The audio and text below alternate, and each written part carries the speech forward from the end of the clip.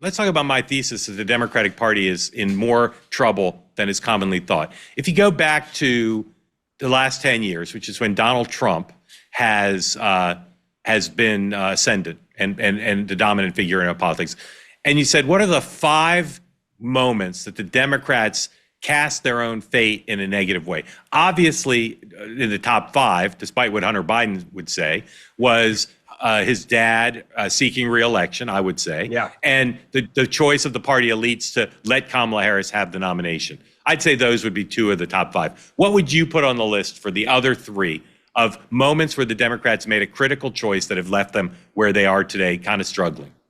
Yeah, I think there's two other issues. Number one, I think, is immigration. They didn't care what the data said. They didn't care what the American people were saying. They were obviously lost in that while they were having wide open borders and sending people down there with forklifts to lift up razor wire to let more people come in illegally. They completely missed that, or they just didn't care what the American people said. And they said, we can just dictate and they're going to deal with it because this is our policy. We want to fundamentally change the country. I think that one was huge. I also think there's another moment that was happening, and that is the civil war within the Democratic Party of who's leading it. When you had the radicals, the AOCs, the Ilhan Omars coming up, and you saw this turn into like, hey, we're going to run socialists and communists, like we're seeing in New York City, and not reining that in, saying this is not where we want the Democratic Party to go, but embracing it because you wanted to bring in, I think, young voters or new voters. And they were like, we're willing to roll the dice and kind of just expand into the socialist, Marxist, communist world.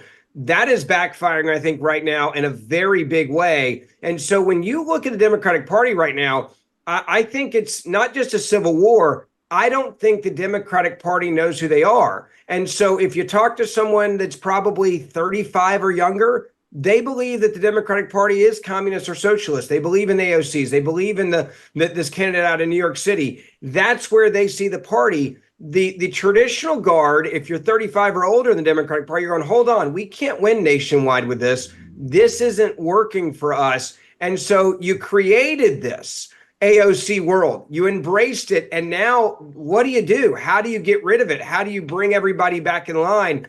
I'm not sure you can get that back in the bottle. And that's the reason why I think you see, even when there are, quote, stumbles and opportunities for Democrats to move forward that they see and they try to play into them, it doesn't seem to matter because someone gets them off message so quick that they can't capitalize on it. And that's why I think they are in serious trouble right now.